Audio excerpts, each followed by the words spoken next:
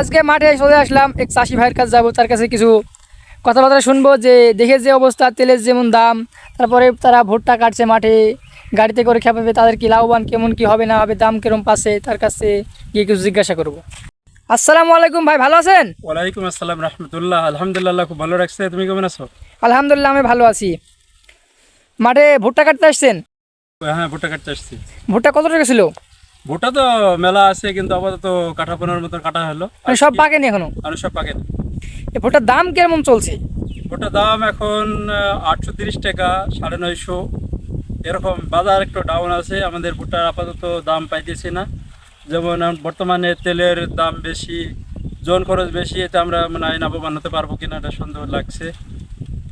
এবার কি লাভবান হবেন ভুট্টাতে না হবেন না? এখনো বলা যাচ্ছে না, এখনো কাটাকুটি হোক সব, তারপরে বোঝা বোঝা মানে যাবে। কাটাকাটি করার পরে, মাড়াই করার পরে কেন বোঝা যাবে বিক্রি করার পরে যে লাভবান হবেন কিনা? ইনশাআল্লাহ।